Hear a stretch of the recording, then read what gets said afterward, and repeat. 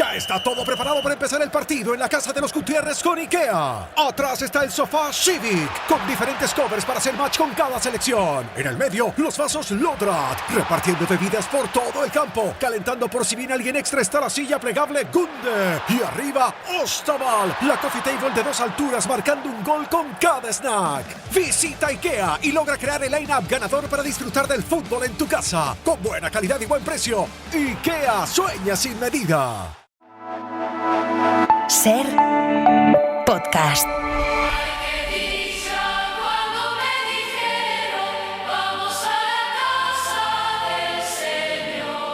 Por fin llegó el día, ya está aquí el Papa. Y la Iglesia española de siempre, la del caudillo y el cardenal Suquía, la de Polonia, castellanos y abogados cristianos, le quiere decir a este Papa yanqui: aquí no cabe la alegría. En la casa del Señor, ni alegría, ni contento, ni felicidad. Aquí dicha, alborozo y regocijo. Eso sí, la venida del Papa no es un festejo pagano, no es una bacanal dionisíaca, ni un guateque de la carne. La alegría es un término mundano, una emoción voluble, una algarabía de taberna que nada tiene que ver con el santo sacrificio del altar. La dicha, en cambio, es la alegría en la penitencia, el regocijo en la resignación cristiana, el alborozo porque se nos conceda el privilegio de soportar el martirio de la existencia. El cristiano no viene a la iglesia a experimentar alegría, es el sentimiento epidérmico, sospechoso y desvergonzado. El cristiano y el Papa mismo vienen a compungirse, a postrarse y a ofrecer el sacrificio de la alabanza con temor, temblor y dolor. ¡Ay, qué dicha cuando me dijeron vamos a la casa del Señor!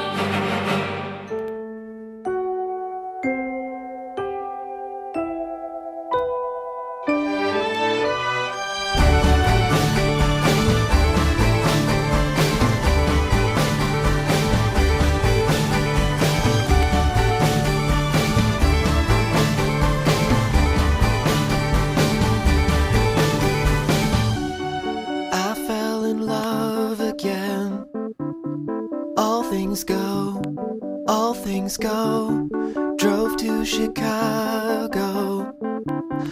All things know, we sold our clothes to the state.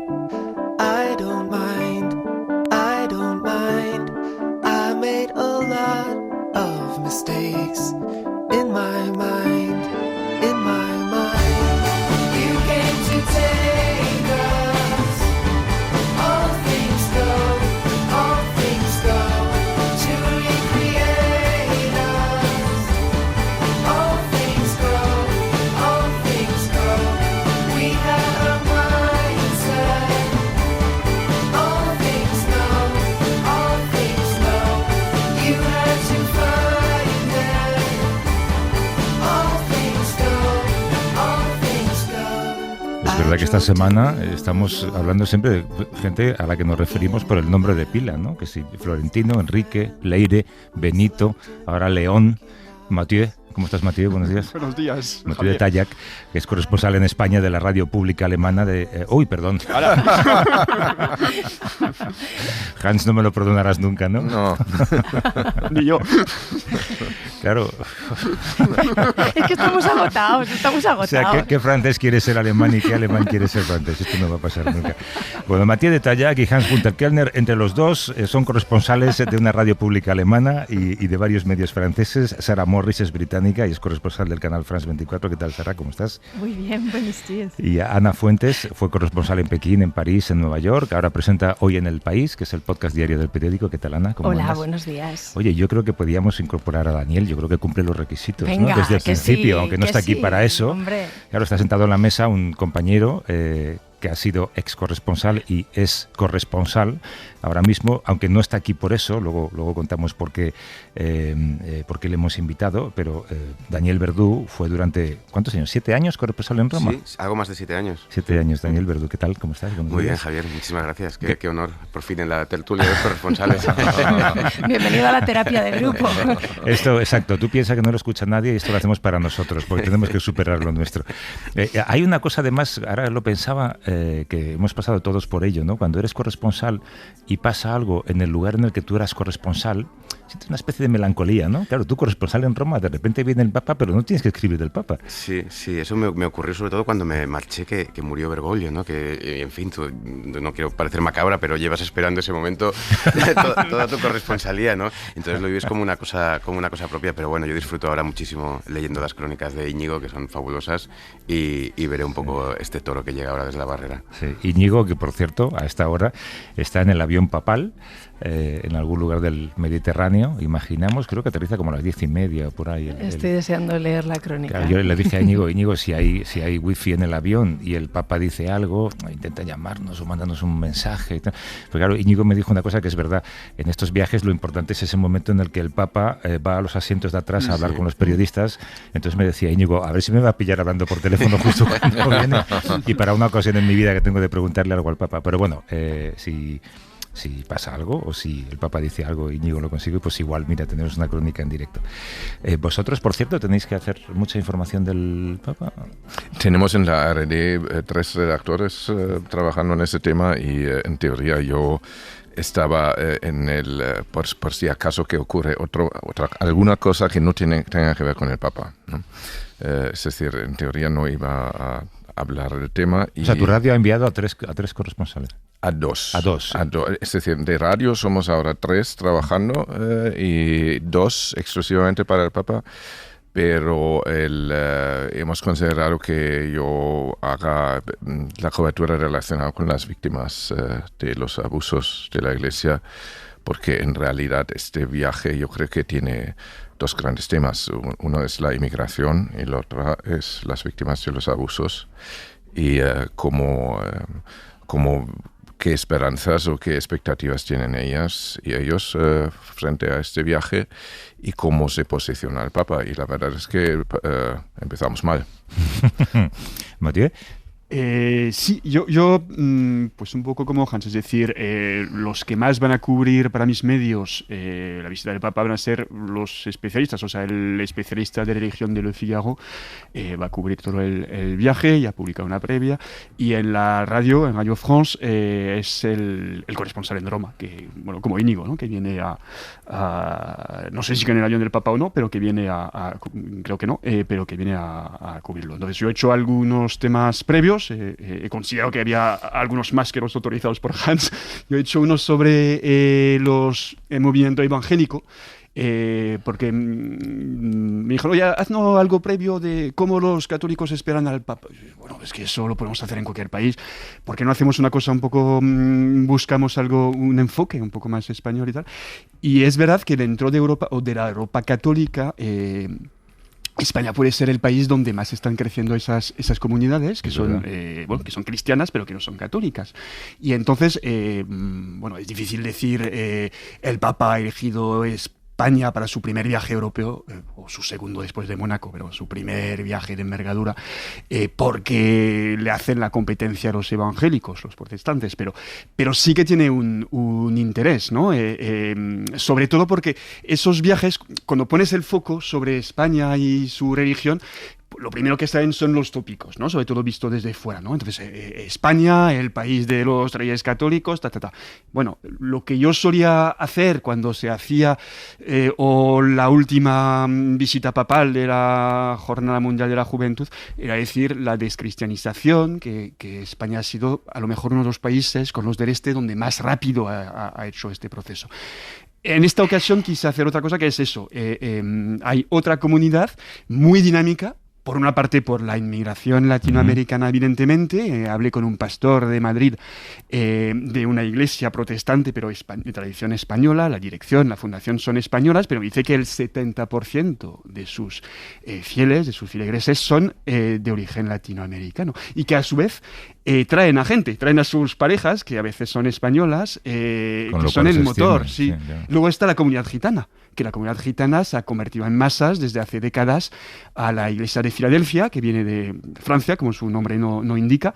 Entonces hay una cosa bastante interesante que me puse a contar. Y la otra es Barcelona y la Sagrada Familia, que es, si tienes que elegir un tema, los medios internacionales quieren hablar de la familia.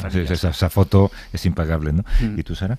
Sí, vamos a viajar a la Sagrada Familia, vamos a estar ahí cuando hay la bendición de la Torre Jesús y claro, toda la gente que han visitado la Sagrada Familia quieren saber cuándo se acabará la obra maestra de Gaudí. Entonces estas imágenes venden mucho, ¿no? en el mundo.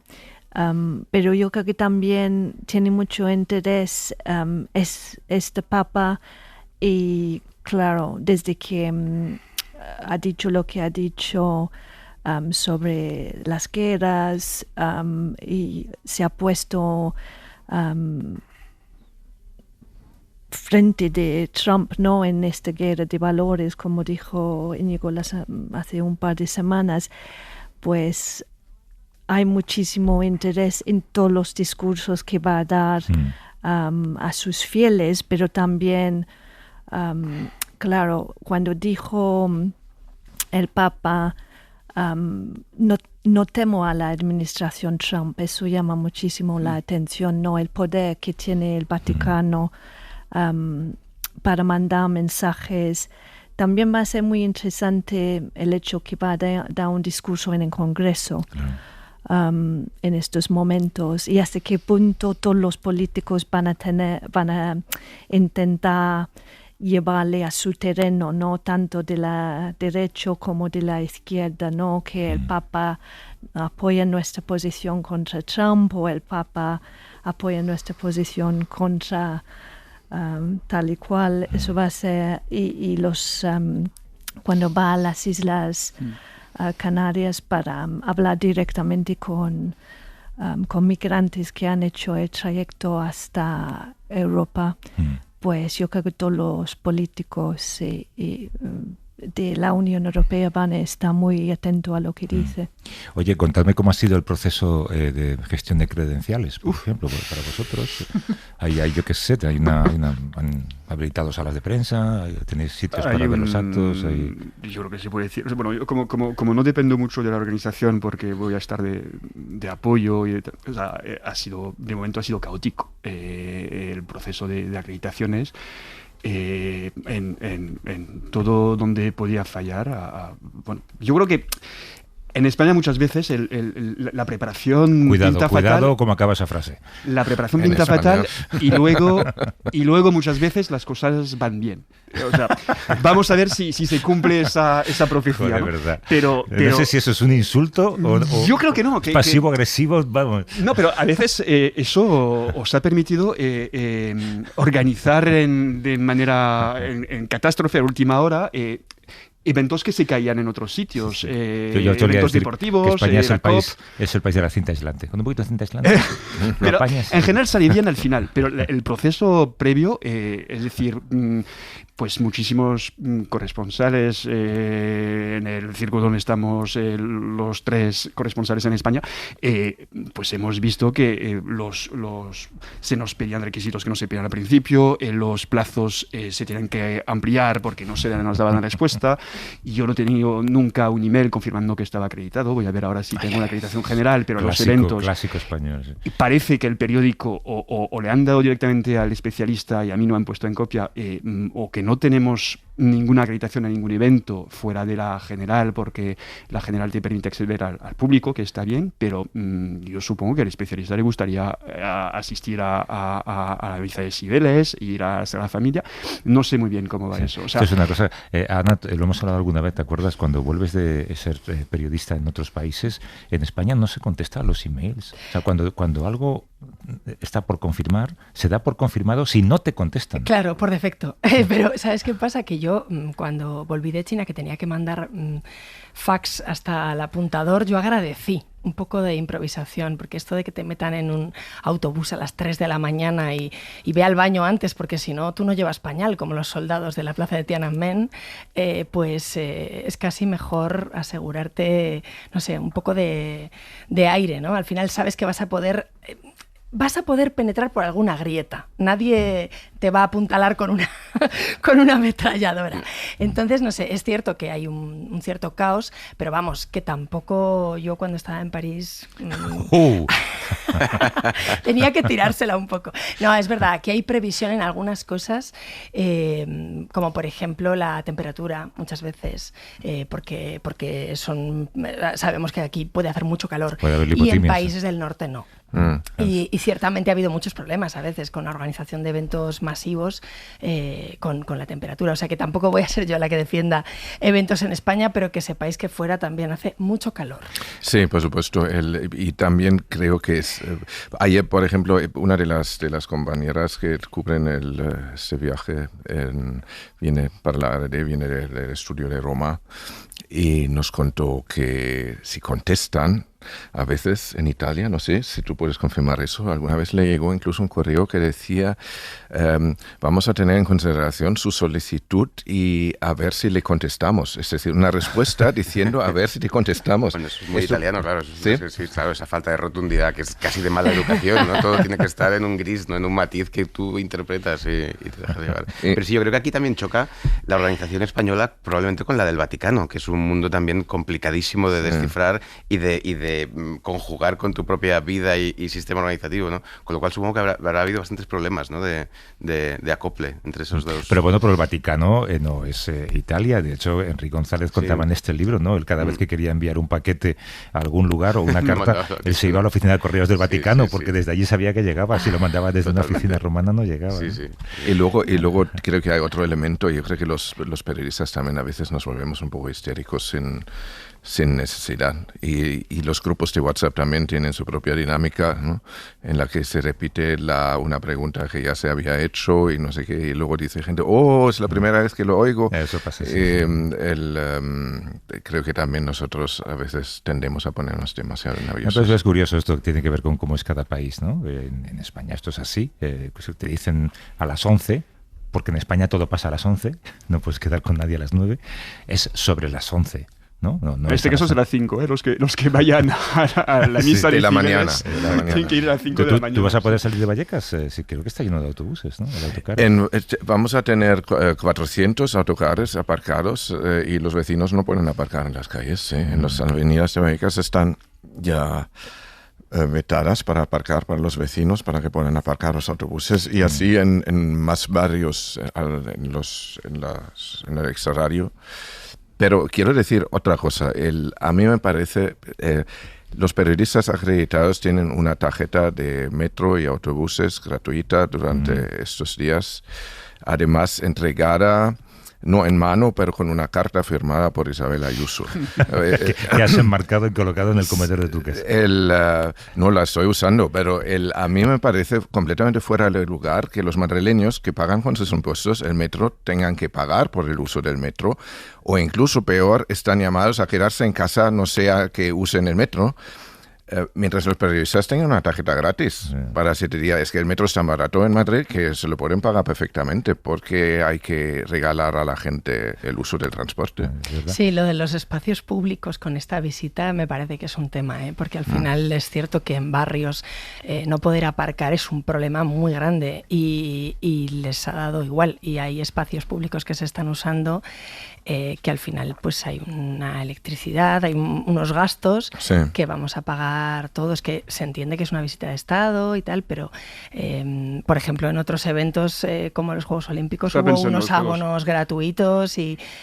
sí, pero es que no... estaba París, en los Juegos Olímpicos estaba París privatizada y diciendo más o menos lo mismo los parisinos, no, es verdad. No estéis ahí. Y yo no lo veo, Hans, yo veo eso como un gesto para empujar a la gente de utilizar el metro, para no bloquear la ciudad, ¿no? Porque ten en cuenta que hay muchos periodistas que no conocen a Madrid. Gratis para todo el mundo. Claro. Entonces tienes los tornos abiertos y ya está. Tampoco pasa nada porque sea gratis un par de días, ¿no? ¿Qué tal en París, Daniel? ¿Tienes tanta manía a los parisinos como Mathieu? Pues, ¿sabes? Iba muy prevenido y muy amenazado por una cierta parte de mi entorno, y luego la verdad es que la realidad ha sido mucho mejor. Además, yo creo, no sé quién me dijo hace poco, me dijo, es que ahora está de moda ser simpático en París. ¿En serio? Sí. A Mathieu no le ha llegado ese informe.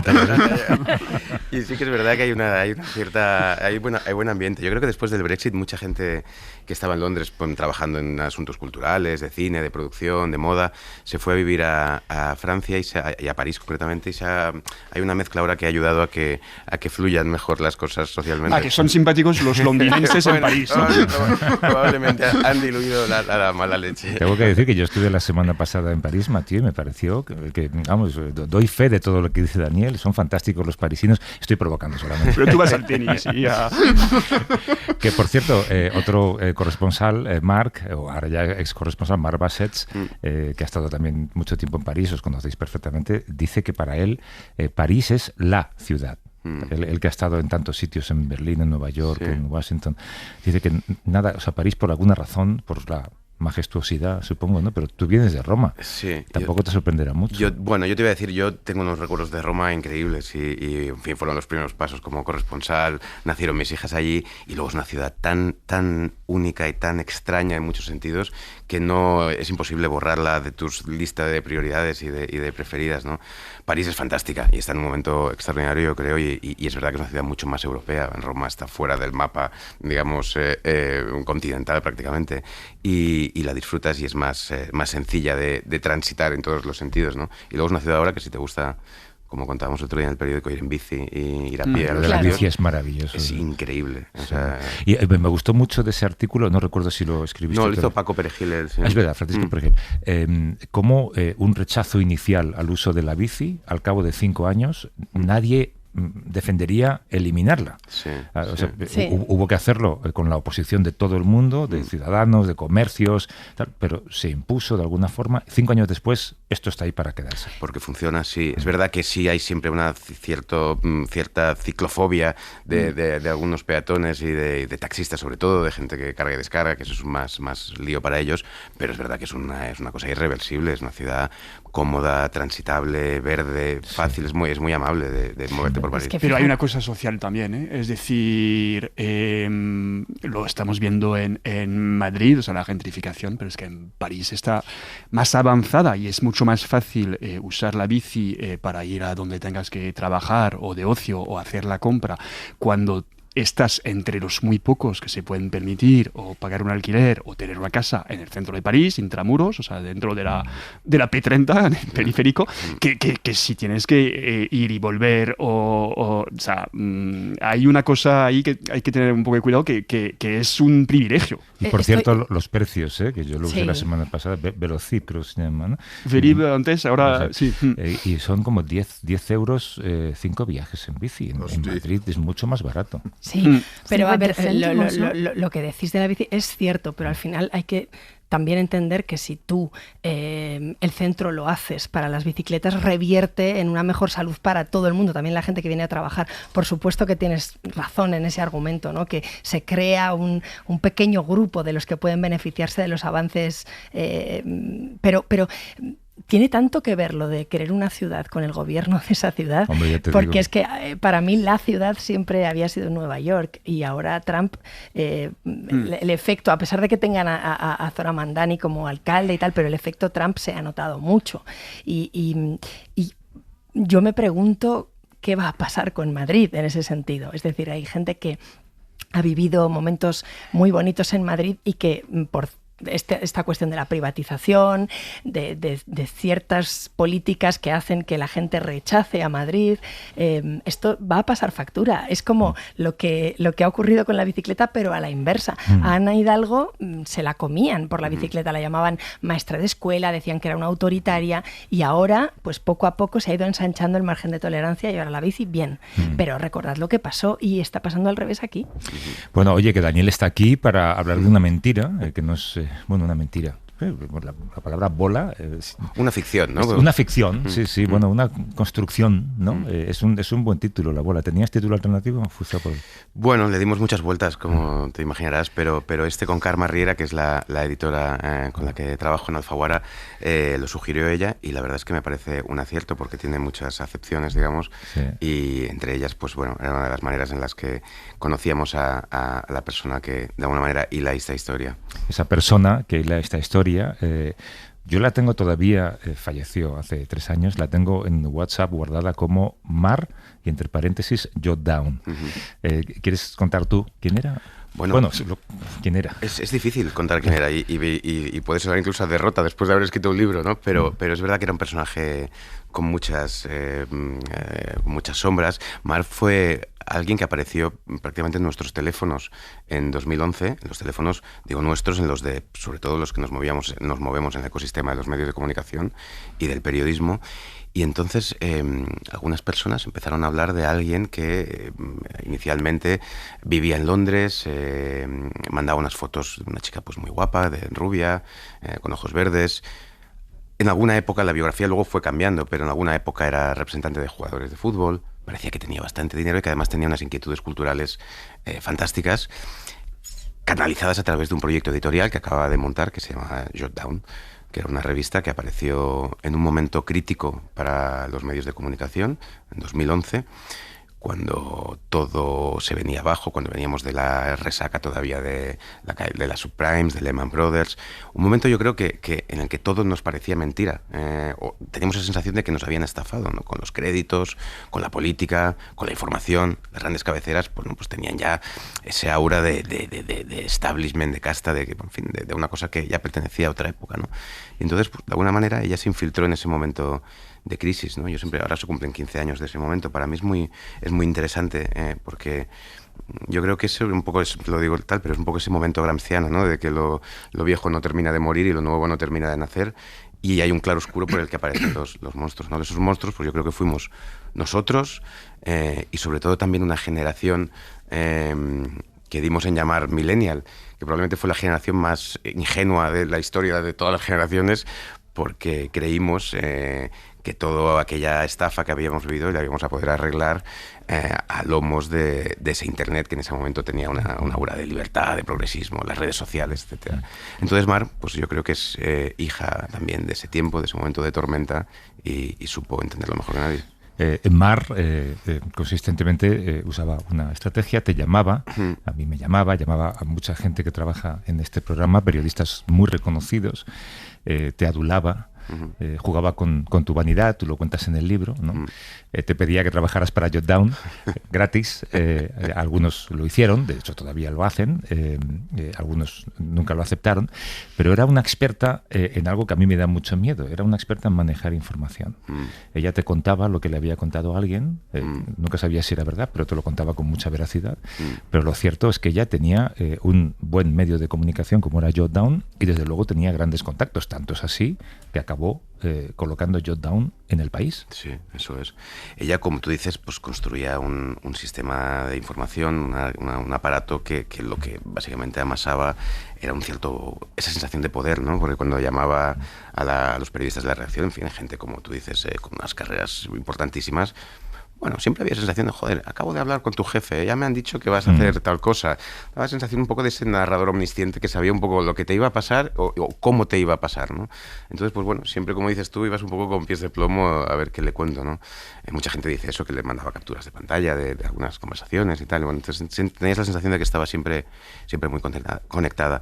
Y como tú recordabas, una de sus obras cumbre fue ese acuerdo que firmó con El País, que era la primera vez que El País externalizaba un contenido editorial esa magnitud, o sea, una revista que se distribuía un domingo de cada mes y que fue el ensamblaje de algunos artículos que venían en la revista madre de aquella publicación que se publicaba cada 3 meses. Todo esto sin que nadie la hubiera visto nunca, sin que nadie nunca se hubiera reunido con ella, sin que nunca hubiera estado delante de ningún directivo. Todo esto por teléfono. Por teléfono, claro, muy poca gente la había visto en aquella época. Seguimos pensando, bueno, la biografía fue evolucionando, luego pues ya no estaba en Londres, pero bueno, seguía siendo un misterio. Y bueno, en el libro lo cuenta el director del País de aquella época y también lo cuenta el propio Cebrián. Cuando tuvieron tratos con ella, insistieron muchas veces en quedar, como insistimos todos probablemente en algún momento. Yo no fui amigo suyo, yo era... Luego lo hablamos, pero yo fui prácticamente vecino de ella en Roma. Lo habíamos sido inconscientemente antes, muchos años antes en Santa Pola, pero en Roma pues teníamos conversaciones de vecindad. Pero bueno, es verdad que sí conseguía que tuvieras esa sensación de que te conocía prácticamente cuando te llamaba. Y en el caso de Cebrián, en el caso del director del País de aquella época, pues por mucho que insistieron, por mucho que insistimos todos, casi nunca nadie consiguió verla. Muy pocas personas, luego cada vez más, pero al principio, en esa época de esplendor del personaje, era un misterio total.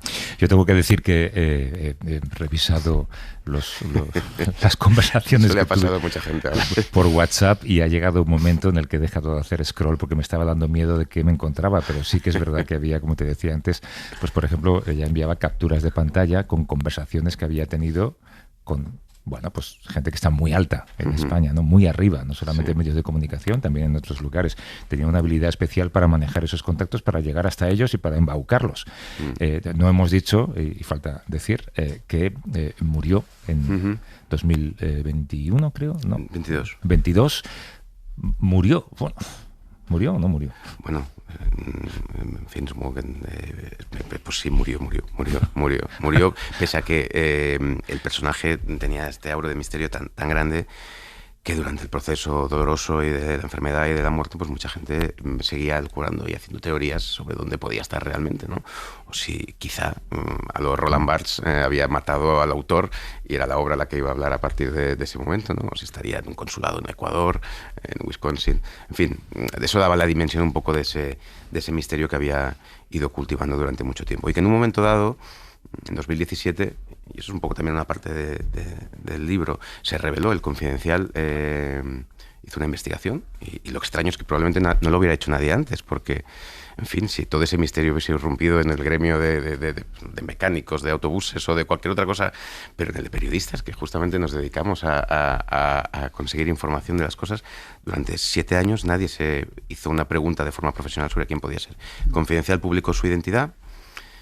Y sin embargo, lo que ocurrió fue otro de sus misterios. Todo el mundo decidió seguir creyendo en la historia anterior, ¿no?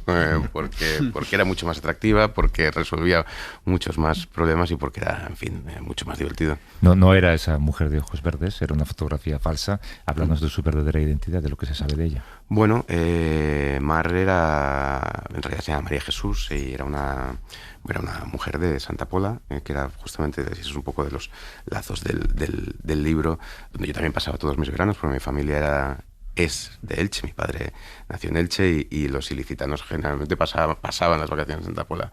Era una mujer que bueno, en fin, tuvo 3 hijos y poco a poco pues tuvo una serie de problemas que la confinaron o la encerraron durante bastante tiempo en su casa de Santa Pola. Esto lo contó también ella una vez en la única entrevista que dio en su vida, que fue a Vanity Fair, por motivos que luego hablaremos.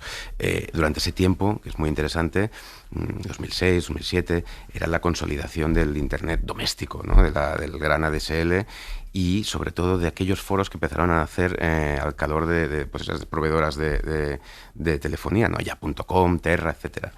Entonces ella, después de muchos de estos lugares, creó un personaje en uno de aquellos foros que se llama Areópago y empezó a aprender de forma probablemente inconsciente muchas de las cosas que estaban por llegar en el mundo que venía de las redes sociales y de la virtualidad, el anonimato y sobre todo el descifrar sin tener delante las debilidades, las necesidades y las fragilidades de los egos masculinos, porque esos foros principalmente, como pasa todavía hoy, estaban poblados por hombres muy particulares, con a veces conocimientos muy elevados sobre cosas muy extrañas, pero a veces también con dificultades de relación social o con muchas particularidades emocionales.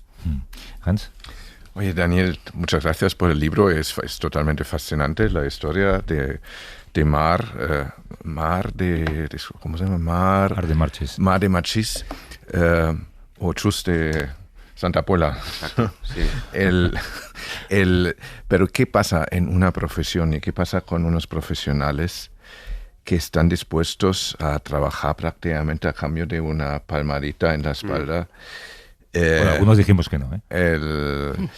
Con una foto de un pie desnudo, creo que algo así, cuentas ahí, ¿no? Sí, yo creo que hay varios factores. ¿Y cómo es esto posible que hicierais esto? Porque el buen reconocimiento de una relación profesional primero empezaría por las condiciones laborales, empezaría por lo económico, ¿no? Sí. ¿Habéis aprendido eso? Yo creo que no lo hemos aprendido. Lo que ocurrió en esa época, yo creo que también es muy curioso y muy sintomático, es que hubo toda una generación joven que salía de las universidades con mucho talento, ningún libro y muchas ganas de demostrar lo que valía, a la que ya le habían dicho que iba a ser muy complicado entrar en un medio de comunicación porque era muy hermético, porque aquello, en fin, tenías que hacer 4 másteres que se lo pagabas al propio periódico que luego te iba a contratar, en fin. Y luego había otra generación por arriba, que fue la generación de los ERES, que fueron periodistas de 55, 57, 58 años, que salió despedida de esa deflagración provocada por la crisis económica y la caída de la publicidad. Entonces esos dos mundos se encontraron en la calle necesitados de un lugar donde publicar. Los mayores por reivindicar que aquellos despidos habían sido injustos y se habían equivocado y que todavía tenían mucho que contar, y los jóvenes con esa necesidad imperiosa de buscar una ventana. Y apareció una cosa que empezó a llamarse en aquella época y con la que se pagaba a la gente, que era la visibilidad. En fin, que es difícil de masticar, digamos, cuando tienes hambre, pero que es verdad que muchos medios que aparecieron en esa época, como Shutdown, pero también muchos otros, porque no era una cosa exclusiva de ellos, pues no tenían recursos y solo tenían esa posibilidad. Y eran muy atractivos, daban mucha visibilidad a través de las redes sociales, y muchas personas pues se conformaron o consideraron que eso era mejor que nada, sobre todo. Oye, ¿sabes que en los sindicatos, antes todavía cuando yo estudiaba, existían fábricas donde se trabajaba en cadena? Si tú ahí trabajabas demasiado, los sindicatos primero te avisaban, pero podía tener consecuencias muy violentas, porque eso se llamaba romper el destajo, trabajar demasiado. Es decir, si tú rompes las condiciones establecidas del trabajo, puedes tener consecuencias físicas, ¿no? ¿Trabajar gratis no es algo parecido? ¿O trabajar por muy poco dinero? Sí. A ver, yo he de decir que en el caso de esta revista, pues había de todo. Había gente que sí que cobró algo, gente que cobró poco, gente que cobró más. Bueno, dependía un poco también probablemente de Mar, de por donde veía que podía apretar a esa determinada persona. Pero sí es un problema de aquella época, y no solo de esta revista, esa precariedad y esa habernos acostumbrado probablemente a unas condiciones laborales a veces muy injustas que efectivamente ya no volverán, ¿no? Muchas cosas de las que cuento en el libro de aquella época. No volverán porque se han quedado. Exactamente, las condiciones anteriores, ¿no? Yo siempre cuento que tengo la sensación esa de esta generación que llegamos un poco tarde a la fiesta, que es la mía, ¿no? De que se estaban terminando el gran mundo de los medios lucrativos, sólidos, tal. Entonces entrábamos en la discoteca y la música se estaba apagando, el suelo estaba pegajoso y veías a la gente que saliendo, que contando batallitas y lo bien que se lo había pasado, ¿no? Ese soy el periodismo. Sí, y nos quedamos ahí como en esos afters desquiciados, como intentando bailar con una música ya casi inaudible, ¿no? Que por cierto, ella yo creo que también circulaba mucho la idea de que era multimillonaria, o ella cultivaba esa idea, ¿no? Sí, eso fue un poco el origen, ¿no? De que tenía mucho dinero. O sea, le aparece también Arcadia Espada en el libro, en uno de los momentos en el que ella le llama para dirigir supuestamente la revista. Yo creo que eso no iba a ocurrir, y en el que le ofrece una cantidad inimaginable por hacerlo. ¿Ana? Dani, me lo he leído del tirón. Y bueno, es interesante porque al final haces una radiografía de una época, ¿no? Es como una Polaroid perfecta de lo que fue, pues eso, los años del periodismo, y me imagino que muchos oficios son así, pero este es una trituradora de carne y lo cuentas muy bien, ¿no? No solamente esa gente listísima que sale de internet y que se junta y que de repente le dan la opción de publicar sobre cosas que sabe, esa vanidad. Yo hablaba con muchas personas esta semana, ¿no? A raíz de leer el libro, de nuestro gremio, y es curioso cómo yo no conocía a Mar, nunca me intercambié ningún mensaje, y es curioso, también a mí me pilló fuera de España toda esta época, ¿no? Pero es curioso como mucha gente dice, sí, yo me hablaba con ella, tal. Y entonces la teoría de por qué esto no se investigó hasta que lo sacó el Confidencial, gente que me dice, bueno, esto es porque hay muchos hombres, vanidad masculina, que tenían mucha carne en el asador y había muchas fotos de esa rubia que no era Mar y mucho intercambio de material que podría ser pues complicado, ¿no? De gestionar si eso se hacía público, pero también ese punto de no hablar entre sí. A mí sí me pasa algo así. Esa historia casi un poco pues como se ha hablado al hacer la promoción del libro de un personaje de Patricia Highsmith, me parece que está muy bien traída la comparación. A mí lo primero que hago es contárselo a mis amigos, ¿no? Mira lo que me está pasando, estoy metida en una telaraña con una persona fascinante con la que me intercambio solo mensajes, si no tengo nada que ocultar, quiero decir, si no son mensajes que me pueda dar vergüenza después que la gente se entere. Pero hay un punto de los señores en general que estaban en la telaraña no hablan entre sí, ¿o qué pasa? Bueno, yo creo que ella sí estaba en la conversación general, ¿no? Y sí que se comentaban cosas, pero es un poco lo que tú dices. Yo creo que, y no solo por fotos de ese tipo y tal, yo creo que mucha gente a lo mejor hizo cosas complicadas de explicar, y entonces me ocurrió mucho con el libro, ¿no? Que algunas personas no quisieron hablar, porque al final tuve la sensación de que para hablar de ella tenían que hablar de ellos mismos, ¿no? Y de cosas que habían hecho durante tiempo para explicarla bien, porque si no, claro, era un recuerdo parcial interesado y en el que ellos aparecían estupendamente y aquella parte tan fundamental para comprender la relación no la contaban. Entonces yo creo que sí que había eso, ¿no? Para contarla, que eso exigía un striptease de uno mismo que mucha gente no estaba dispuesta a hacer ni en el libro ni luego entre sí, como tú dices, en las conversaciones. Pero sí se hablaba mucho de ella, ¿no? Era un poco la gracia, y había un momento que tienes esa sensación de que si no te había llamado eras un pringado, ¿no? Claro. Yo he pensado eso, digo, pues bueno, pues a mí no me mandó nunca un mensaje. No, claro, a mí me llamó muy tarde, ya te digo, por cuestiones prácticas, o sea, que detectó claramente mi pringadez, pero es verdad que, bueno, que si no estabas en ese ajo, en esa obra de teatro, digamos, que parecía que, en fin, que no tenías ninguna relevancia, y es posible que así fuera. A mí me llamó tarde también. Bueno, me alegro. En el 2018. Primero, enhorabuena por el libro, porque bueno, es un historión, había que contarlo, y lo cuentas muy bien escrito. O sea, sí, del tirón, como ha dicho Ana.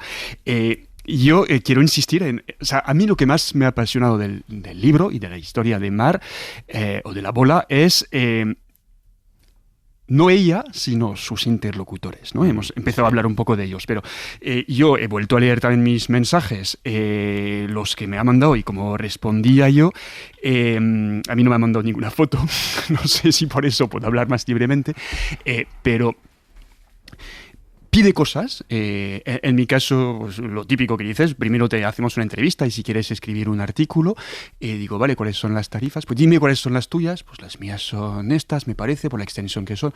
Ah, no, eso es carísimo. Bueno, pues dime tú cuáles son las tarifas. No, yo no quiero regatear. Pero si me has pedido tú que no entiendo nada. Y yo le he dicho que sí, alguna cosa como eso, como hacer una entrevista, que va a ser sosísima, porque yo no soy muy bueno dando entrevistas, ni los periodistas creo que muchos no lo somos. No. Y luego me pidió un contacto en Francia, tal, y digo, bueno, pues habla con el editor, que tiene que es Gallimard, que seguro que... No, que me lo consigues tú, que eres periodista del Figaro, ¿no? Digo, sí, soy periodista del Figaro, no de Jordan, es domingo, pero a mí me echas un pulso que no lo vas a ganar. Yo no entendía a esa mujer, y sobre todo no entendía por qué la gente diría, bueno, está el componente erótico festivo, ¿no? De las fotos, tal, está el componente profesional de la vanidad, de vas a salir en un medio bonito, tal, pero no sé, hay gente, tú entiendo que no ha accedido a muchas peticiones. No sé si es que a los que teníamos pareja o a los que no teníamos necesidad de cobrar, no sé muy bien cómo funcionó, si tenía el mismo método para todos o si se iba adaptando un poco a las debilidades de cada uno. Yo creo que justamente la gracia era un poco eso, ¿no? Que había, no sé quién me preguntó el otro día quién era Mar de Marchis, pues no, mira, la verdad es que no, es difícil decir, pero si puedo decir algo es que era muchas veces quien la otra persona quisiera que fuera, ¿no? O porque tenía esa capacidad para detectar pues tus necesidades. Yo no lo reduciría para nada a esa cosa erótico-festiva que decías, porque creo que había muchos componentes, ¿no? Pues mucha gente necesitaba que le arreglaran un problema, tenía problemas en su trabajo, ¿no? Pues aparecen algunos personajes, pues bueno, ella intercedía con el director, aquella chica estaba... Era una buena revista. Era una buena revista, era una buena revista. Sí, yo he colaborado con ella cobrando. O sea que también un punto a su favor. Y además participó una gente fantástica, los que ya estaban consolidados no hacía falta que demostrasen su talento, pero mucha gente que estaba fuera de los radares de este sistema que a veces, como decíamos, hasta 2011 era muy hermético, pues fue una plataforma para darse a conocer y efectivamente esa visibilidad injusta de la que hablábamos, en fin, luego pues le permitió escribir libros o le permitió construir otro tipo de proyectos. Como tú dices, yo creo que el libro es más un libro probablemente sobre nosotros y sobre quienes poblamos los pasillos de aquel laberinto en el que nos metimos, que sobre ella. Ella es simplemente... yo construyo un fragmento de su historia y lo transformo un poco en un espejo, o lo intento transformar para vernos un poco cómo estábamos, ¿no? Y lo mal que estábamos, sobre todo, ¿no? Lo desesperados, atemorizados y probablemente faltos de ideas. Y ella ideas tenía a borbotones. Y eso creo que era una de sus grandes cualidades y por las que nos quedamos muchas veces deslumbrados.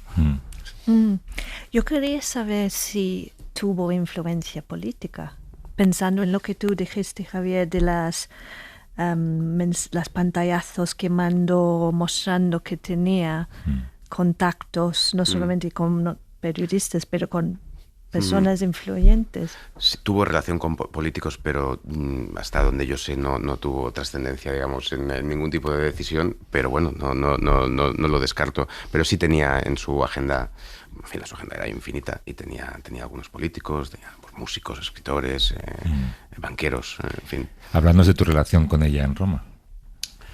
Bueno, el libro empieza justamente en ese momento en el que empieza la relación, porque, fíjate, era febrero de 2018 y ocurrió una cosa extraña en Roma, que es que se puso a nevar y a las 7:30 de la mañana, me acuerdo que estábamos con mi pareja, joder, está nevando. Y como toda la gente que se traslada a Roma o que le gusta leer y las historias, habíamos leído Historias de Roma de Enrique González, que entre otras muchas cosas, porque es un manual de supervivencia para los primeros días, decía, mira, lo único de todo esto que he contado, lo único imprescindible si ocurre es ir corriendo al Panteón y ver cómo nieva desde dentro, porque se forma una especie de coreografía térmica con el frío exterior y el calor de dentro, en que el monumento se transforma en una de aquellas bolas que coleccionaban los enfermos de Diógenes en los 90, con figuritas de ciudades y la nieve flotando, ¿no? Entonces nos fuimos corriendo con mi pareja, estuvimos allí, luego tal, en fin, y yo que ya pues pensé que podía amortizar el día, digamos, con aquel espectáculo, colgué el vídeo en Twitter, que yo en aquella época pues lo hacía un poco casi como un esclavo de su tiempo, ¿no? Porque me daba un poco de pereza, como todavía ahora, pero bueno, pensábamos que Twitter era donde tenías que estar, ¿no?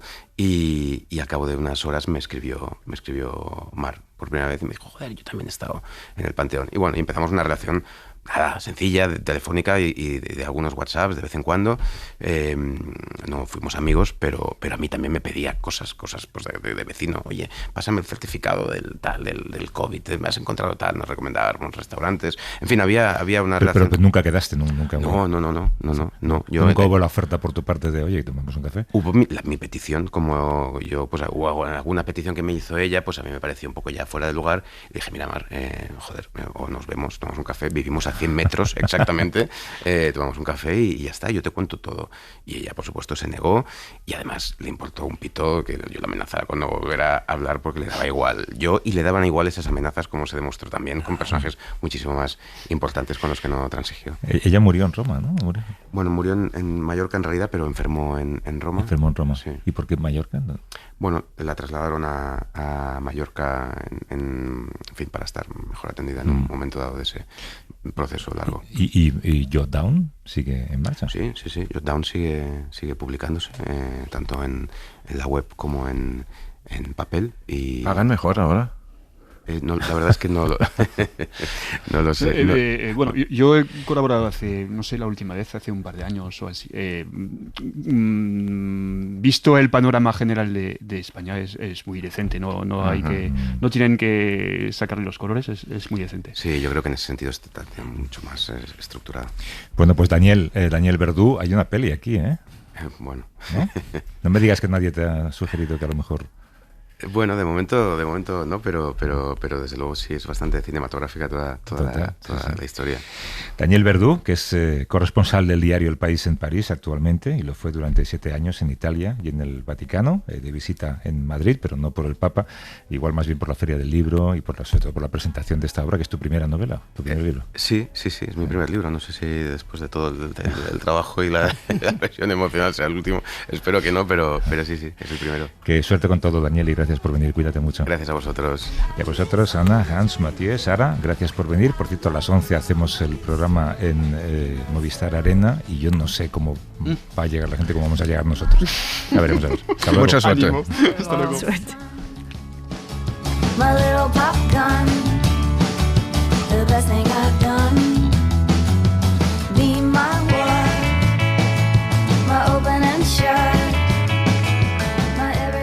A vivir que son 2 días. Javier del Pino.